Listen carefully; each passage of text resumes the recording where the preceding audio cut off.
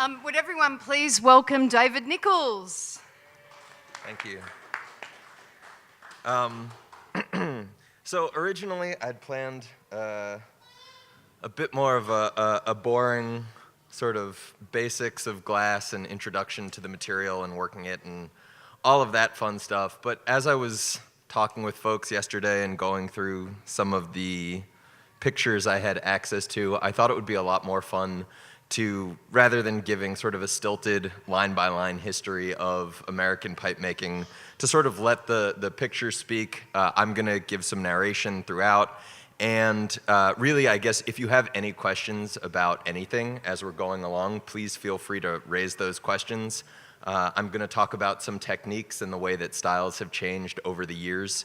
And in trying to explain some of that, you know, I know that it may get a little hairy, so if there's any sort of clarifying questions or curiosities, when it comes to glass, I know most people have very little exposure to it, and comparing the smoking culture of Australia to the US, it seems like we're in very different places as far as the preferences, techniques. In the States, the accessibility and availability of concentrates and waxes and high potency extracts kind of drives a whole market of rigs that doesn't really seem to be so popular here. So with that being said, I'm still going to give the basics of borosilicate glass. So basically, it refers to a specific recipe for glass that ends up being used primarily within the scientific industries. So things that get used for chemical applications and on industrial scales. When we talk about borosilicate, like I said, dealing with that specific glass matrix, and it's got a coefficient of expansion of 33. Basically, different glasses have different COEs. Based on those coefficients of expansion, they can only work with other glasses. So when you go into a hot shop and you see people working glass on long blow tubes into large furnaces and things like that, that's soft glass. That glass stays hotter for a much longer period of time. It usually has a coefficient of expansion closer to like 90 or 100. And then sort of going in the opposite direction, you have quartz, which is basically just crystalline quartz that has a coefficient of expansion of about 0. And so there's a wide range of glasses with a whole variable number of properties based on what gets mixed into that glass. So the most common exposure people seem to have to borosilicate tends to be the context of Pyrex. Pyrex glass, particularly cookware, used to be borosilicate. It's no longer. It's now tempered soda lime glass. There were a number of problems some years ago with Pyrex dishes exploding when exposed to heat. People hadn't realized that there had been these changes, and the company kind of suffered as a result. So like I said, borosilicate is primarily used for scientific applications and now piping, and it was generally viewed as desirable due to its ability to withstand high temperatures, a variety of chemicals, and a lot of physical abuse. Now, this translated pretty well early on to the pipe making scene, especially as it was kind of a bunch of grungy hippies that would make whatever it was they could make, throw it in their vans, and just kind of bang around with it. So there are stories from the early days of Jerome Baker and others that they weren't even boxing up their inventory. They would basically throw a bunch of it in the back of a van. Anything that didn't survive was just loss, and they were making great money in their minds anyway.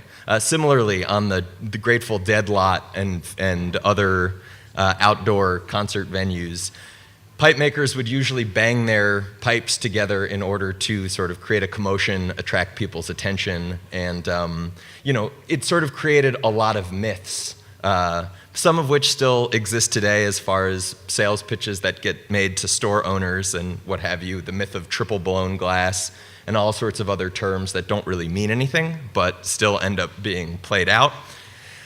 So as far as working with borosilicate, generally speaking, we're talking about the use of torches that mix a fuel along with oxygen, generally speaking, propane or natural gas.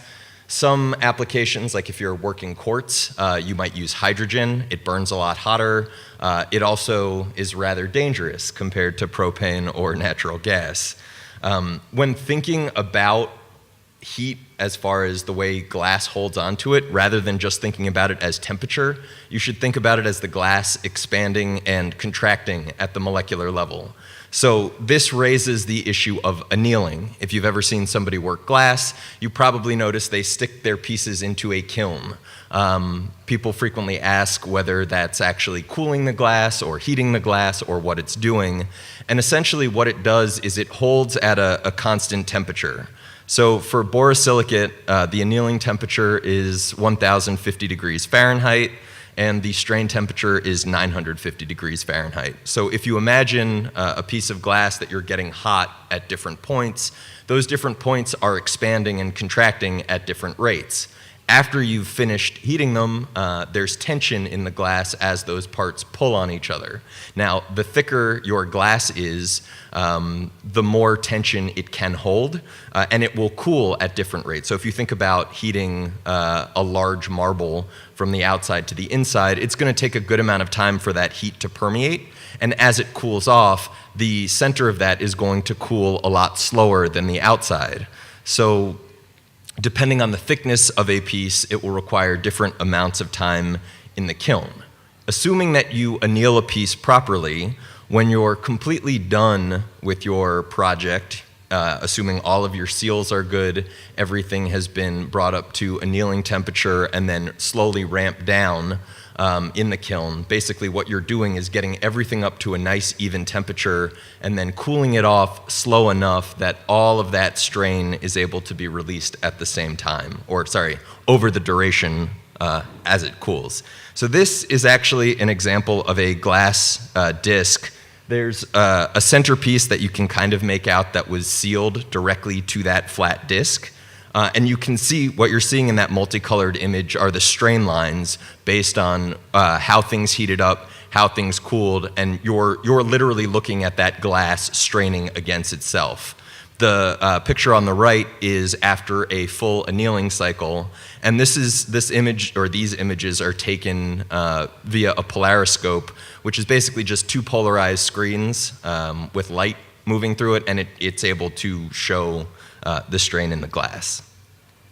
So as far as American pipe making goes, there are a number of scientific glassblowers who will tell you that glass pipe making really started in the lab. It started with scientific glassblowers who got bored and who would turn their scientific apparatus into pipes, or who were mucking around, and pipes have been around forever. They decided to give it a shot in their lab shops. However, the broader myth or folk story of American glass really goes back to Bob Snodgrass, and he's referred to as the godfather of glass. He was a glassblower who spent a lot of time on Dead Tour and was making pipes while following the Grateful Dead. And according to his story, as well as those of his apprentices, one day he was working with some glass and basically exposed a small piece of silver to the torch flame that he was working with. And in that moment, suddenly there was this burst of color on the glass. When he finished working the glass, it had this different effect. And in talking with some other people, he realized that he had discovered a technique that was desirable, that this silver fuming had been discussed by apparently a couple other folks, and he had this dilemma of whether to hold it, keep the knowledge to himself, or share it as far and wide as he could. He figured eventually other people would figure it out, so better to share and share alike.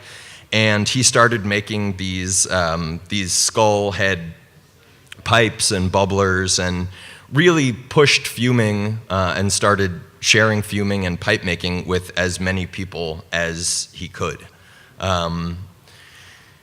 So the initial equipment that folks were using at that time were primarily this little hand torch on the upper left, the National 3A. You can put all sorts of different tips on it.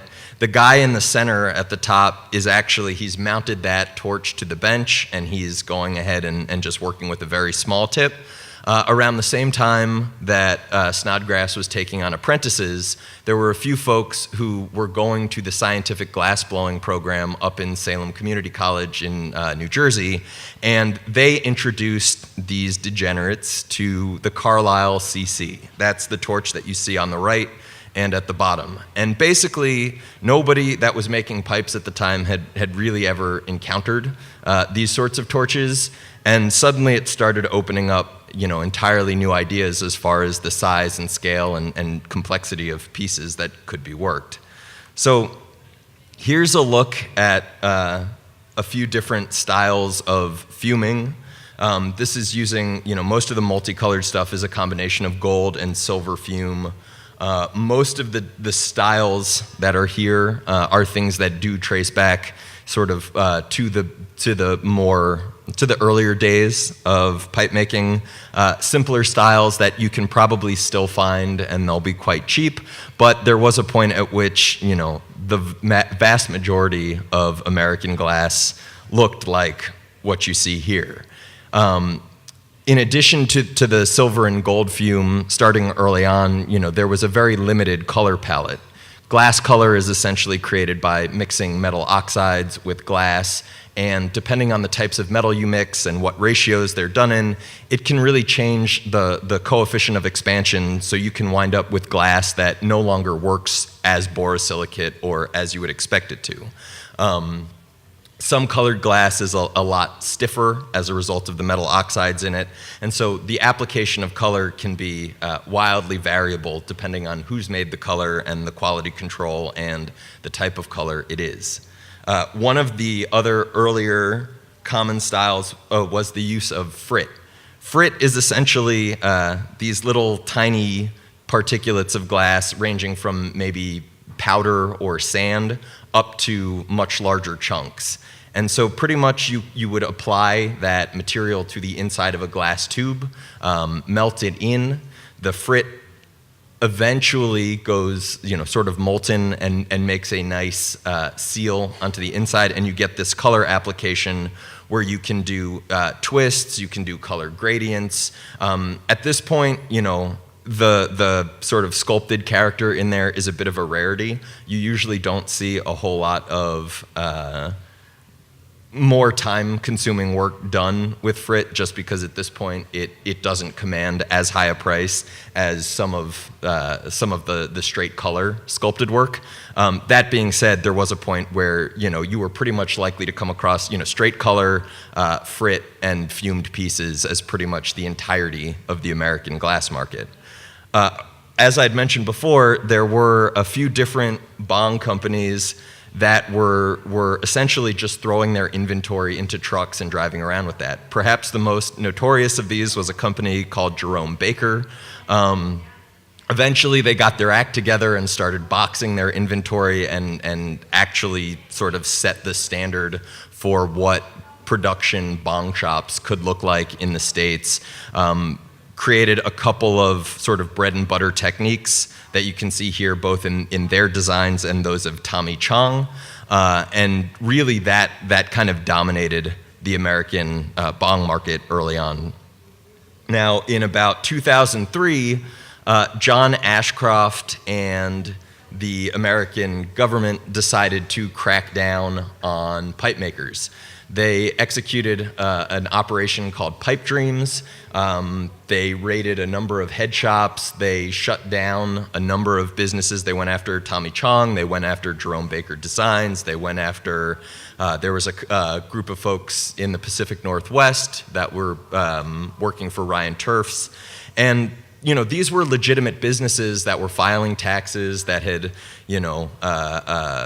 had all their employees on payroll, providing benefits, and pretty much one morning, all of these various businessmen woke up to DEA agents that were there charging them, or FBI charging them with manufacture and distribution of paraphernalia. John Ashcroft, who was the Attorney General, was essentially asserting that these folks were aiding terrorism through the online sale of bongs, and because it was 2003, there was a lot of scare tactics and language around the use of the internet in the promotion of and funding of terroristic acts.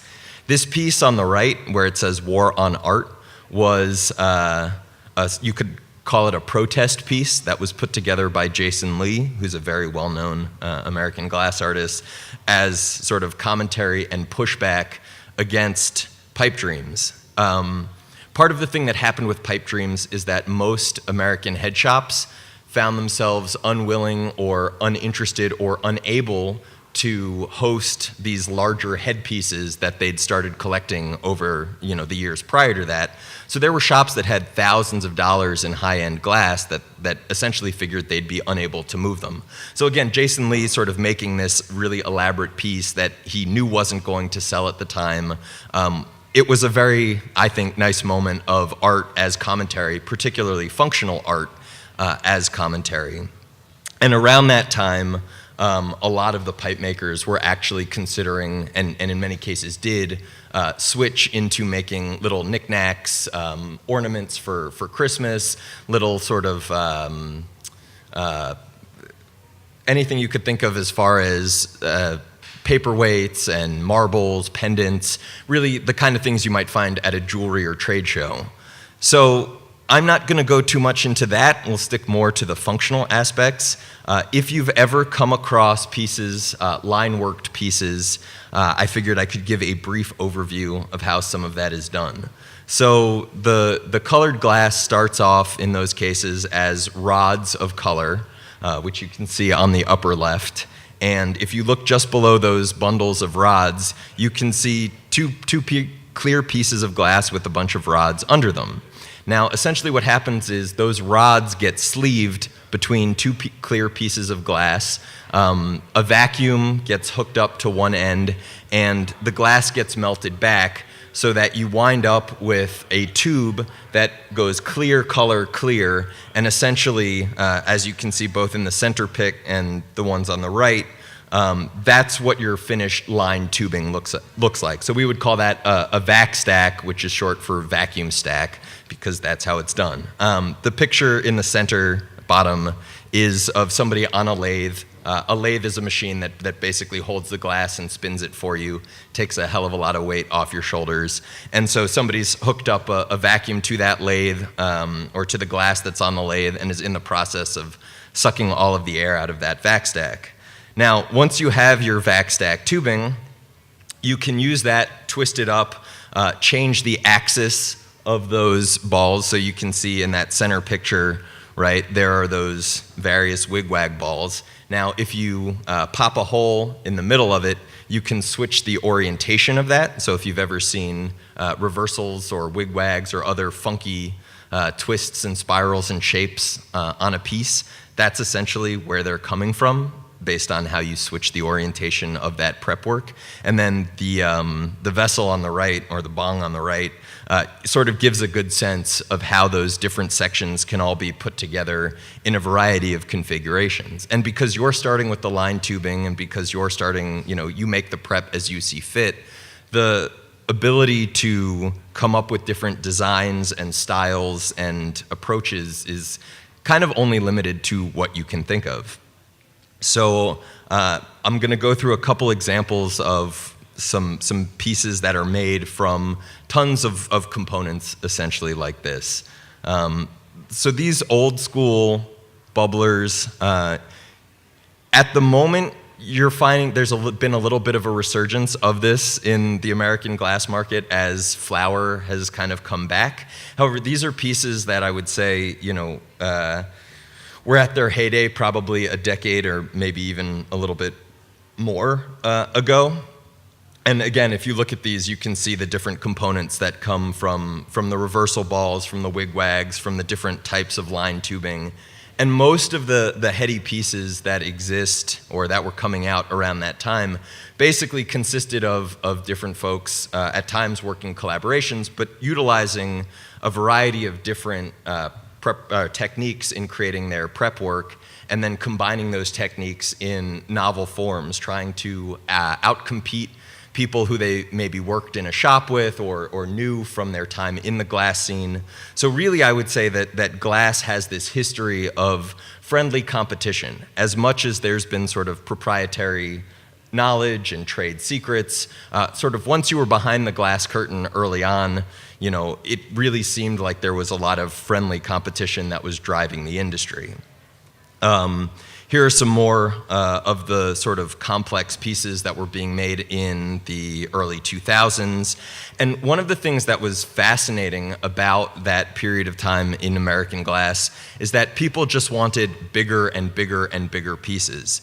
And as much as there had been some lathes being introduced into the pipe scene, by and large, there were people that were doing massive pieces on the bench. So they would either use bench rollers to hold the pieces in place, or they would have teams of people that were working on different components of them. But there hadn't been a large influx of lathe techniques into the pipe scene. That started to change as a combination, I think, of more people getting into glass in general and pursuing scientific glass blowing classes up in Salem and elsewhere, and also all of this old equipment that had been used by scientific glass labs started to become available. I know a number of fiber optic shops went out of business. Their lathes started to make it onto the market. As a result, it became more affordable for an increasing number of pipe makers to get their hands on lathes. Additionally, glass pipes in the mid-aughts to say 2006 to 2010 started really attracting a lot more attention from high-end art collectors and people like that who had a lot of money to throw around. That put more money in the pockets of people who were well positioned to buy lathes. Similarly, we had a whole bunch of intersecting interests between pipe makers and head shops and the propagation of the synthetic cannabinoids, which led to shops that had huge amounts of cash on hand from their sale of synthetic cannabinoids, and were able to start buying really insane pieces, things that cost, 5 figures, $10,000 plus. So again, that sort of also contributed to some of the affordability or accessibility of lathes. Traditionally, lathes would be used primarily for making large scale or very precise scientific equipment. Also very small scale, there are tiny, tiny, tiny lathes that get used for creating things like thermometers and really tiny precision components. So actually the two pictures on the right are from my business partner, Mike, who's a longtime scientific glass blower. Those are some of the lathes he has access to in his shop, and he works on a pretty large scale. But, of course, the pipe makers were unwilling to leave this domain to the scientists and scientific fabricators. And so now there's all sorts of wild stuff that gets made on the lathe. And for the sort of prep that you see here, there's techniques that have to be done on the bench and then get translated. But once you're sort of set up on the lathe, the amount of complex assembly you can do kind of goes through the roof compared to what's accessible to most people on the bench. So one of the things that's become a lot more commonplace are collaborations between folks who've spent years, if not decades, developing really advanced technical approaches to art on the bench, and then bringing that into more technical lathe-worked pieces. And so seeing that crossover between the artistic and scientific approaches has been pretty fascinating, and I think opened up a lot of new territory. Two companies that are really well known for their tubes are Ruhr out of Germany. They've been doing a lot of collaborations with American and other artists as of late. They're also well known for doing really plain, scientific, clear bongs that then just get slapped with their label. There's also an American company called Illadelph. They've gotten a lot into the higher end collaborations with well-known artists who do a lot of sculptural work, things where, again, typically you wouldn't see that sort of work in scientific traditionally, But as the color palette has expanded, as the techniques have expanded, as the demand and the amount of money people are willing to spend on pipes has kind of gone through the roof, pretty much when you can find somebody to fund your crazy off-the-wall glass project and you know there's going to be a market, it makes it a hell of a lot easier to take the risk and jump and sell it. So one of the more well-known sculptural artists is a guy who goes by the name of Salt. And he's really pioneered a lot of techniques around sculpting and what you could say like pushing glass to its limits. So I know I was talking earlier about coefficient of expansion and the amount of thermal stress borosilicate can take. Well, when you put sharp angles and concave lines into borosilicate, it really doesn't like it. It tends to stress the glass quite significantly, and in the process of heating up and cooling down and working, adding these different colors, it actually increases significantly the chance that you might break the piece that you're working on. Salt is one of those people who has kind of developed techniques that not only push the glass to its limits, but in some case showcase how you can make it look like you've done things to the glass that you haven't actually done. So in some of these sculptural pieces right here, it looks like he's carved incredibly far into the glass, when in reality he's sort of added glass to a base layer to give the illusion that he's carved in farther than he has. And so the sort of terrain that's opened up as far as sculptural work and techniques that as of really 10 plus years ago didn't exist is kind of phenomenal. And this level of sculptural engagement has actually, I would contend, contributed to that sort of playful competition, friendly competition, and driven, a whole bunch of really amazing character work in glass. There's an ongoing joke in the glass community about large format dragons. A Canadian company recently, not so recently, but popped up and said, the future of smoking and the future of bongs was in these high-end, commercially printed titanium bongs. I think they were called Tokyo Smoke. And so they came out and said, the glass scene really isn't imaginative. When you can only get a large format dragon and a small format dragon, come to us for the future of your cannabis needs. And so ever since that, there's been a whole lot of jokes about large format and small format dragons. So this was actually from a recent class that was advertising the lack of creativity and come see the large format dragon made in person. But again, all of this character work and the types of colors being used, a lot of this deals with, or actually incorporates fairly recent developments in glass. That is to say, most of the colors that are currently available, or many of the colors currently available in the borosilicate palette are newer additions, are things that have been reformulated, reworked, and improved over the course of their life, largely as a result of pipe makers. There's a number of torch companies, one of which is Bethlehem Apparatus, that outright acknowledge that if it wasn't for pipers, they wouldn't exist. Borosilicate glass as an art form or a craft was kind of floundering before it had this huge resurgence at the hands of pipe makers. And so it's kind of wild because you get all of these seemingly straight-laced machining companies such as Bethlehem, Carlisle, Glass Torch Technologies, all of these color companies, and all of these industry standard businesses that are incredibly receptive to feedback from a bunch of degenerate pipe makers because they recognize that at the end of the day, it's the pipe makers and the demands for the pipes that are really driving the market.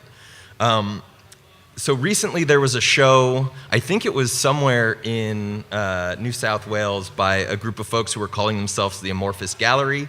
They brought this guy Buck over.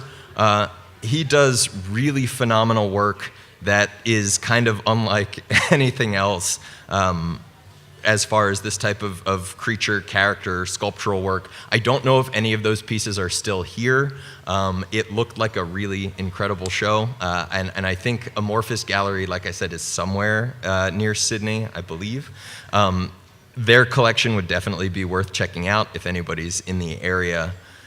And as I've said, in addition to sort of borrowing from the scientific glassblowers and trying to find new techniques, as the number of glassblowers has exploded, as the number of collectives and crews that are really looking to one-up each other and challenge each other into new terrain have increased, the sort of scope and scale of what American pipe making looks like has also changed pretty significantly. Most recently, I think one of the things that bears mentioning is the use of hot shop techniques. So hot shops, again, are those places where you see people using the really long blow tubes and working the glass in the furnace and bringing it out and marvering it or shaping it on like large tables and things like that. Soft glass holds its heat for a lot longer, as I mentioned at the beginning. So you actually need a lot less heat to work much larger pieces over a longer time. In the case of borosilicate, you actually need a kind of insane amount of heat to get this size glass molten and to keep it molten. So the guys I'm about to show you some pictures of are really pioneering the glass. And the technique that we're seeing here is called Marini. And basically it's where you take a bunch of different components and seal them together to create a much larger image. So you can see this particular one starts with the Starship Enterprise, 420, a whole bunch of other geometric shapes and all of that. All of the shapes get sort of laid out together. And here, as you can see in the top left, they get picked up with a hot molten glob of glass. They get heated up with a bunch of really hot torches. And then it creates this really large image. And the image for this particular pole was, probably about this size and maybe, something like that thick. And then that gets pulled down. And because glass has this property where everything in the glass moves proportionally to everything else when you get it hot, you can take that massive disc and pull it down into these rods that you can see on the upper left. And then you wind up with a solid rod of that image where you can just cut off slices of that image and basically have the same image replicated over and over and over again. So you can make pieces out of that image. You can just polish it nicely and sell it as coins. You can incorporate it as milli work onto bongs or pipes or whatever. It's just a component that can be used kind of however you'd like. Mentioning that the collaborative approaches and sort of glass teams are on the rise, here's a series of guns. I think this was called Weapons of Peace, that were put together by Robert Mickelson and his crew. And it was a look at the four elements, earth, wind, water, fire. And the level of complexity that gets brought to these projects is usually something where you have different people on the team, each of whom has sort of their area of expertise, and then you have somebody who at the end or throughout is handling assembly. So you see these really wonderful collaborative approaches where nobody's expected to know everything, nobody's expected to have everything on their own shoulders. Instead, everybody brings what they've got to the table, and then these phenomenal works come out of it. And I would say this is the direction that the industry has been going as the cash and interest has kind of appeared. And some of these projects don't ever get sold. Some of them get essentially put up in galleries or essentially museum equivalents just to document some of the insanity that's been going on. There's a piece or a series put on by, Ziggy's Smoke Shop. And they've basically funded large groups of artists to come out over the years and do these collaborative pieces just to sort of see what's possible in glass art. And so all of the pieces on this slide are functional. And the piece in the upper left was one of their older collaborations. I think there were like 6 or 7 artists who worked on that. The piece on the upper right was the following year. I think there were 9 artists on that. The pirate ship on the bottom right was a few years back. And then the 2 in the center, which I'm about to show much better pictures of, it's their most recent collaborative piece, and it's a space station of sorts with all sorts of modular components that come off. I think there were like 23 different artists or something that contributed to this. It's pretty massive. The amount of hours that went into it is hard to actually calculate, given that people brought their own prep work to it. And some of those components come off. They're numerous functional pieces, from one-hitters to pipes to bubblers. Here's a few more shots from a couple different angles. And like I said, I think that even to the extent that people aren't necessarily buying these pieces, it's really shown off what's possible in this medium. And I think that the level of excitement, both that comes from the artists who are working on these projects, as well as from the various sponsors, from the glass companies. I mean, some of the color companies basically get to show off their product through this and bring new glass blowers to the scene, or invite new people in as a result of the publicity that comes out from this. One other thing that sort of came to mind as I was wrapping this thing up was that some of the jumps in styles and the cycles of styles, as I mentioned earlier, the old school desire for really large flower pieces that then turned into really tiny concentrate rigs, and has now sort of come back around to a demand from some of those original cutting edge artists, has driven some people to revisit earlier bodies of work. So this is back to Jason Lee, who did that protest piece in 2003. You can see the push bub on the left is, I think, a piece from the late 90s. And the push bub on the right is a piece that he just submitted to the True OGs show, which was basically for a group of artists who'd been around for 20 plus years. And you can see that, you know, so much of the style as far as the actual piece is still similar. But as far as his level of technique and approach and the number of components and things like that, you know, it shows the results of his work over the last 15 plus years. And sort of one last thing I wanted to comment on before wrapping up is the influx of this pixelated, or not pointillistic technique out of Japan, by and large. There's a number of Japanese artists who specialize in this. This is a guy who goes by the name of Rose Rhodes, and you know, all of these images are made from literally from thousands upon thousands of little colored dots that each get put on a piece of glass and then melted in to create these images. You know, we just sort of had the contrast between Jason Lee's older work and later work, and I think considering that we started off in the dead lot with Bob Snodgrass, you know, it sort of makes sense to revisit that Grateful Dead theme with this most recent collab.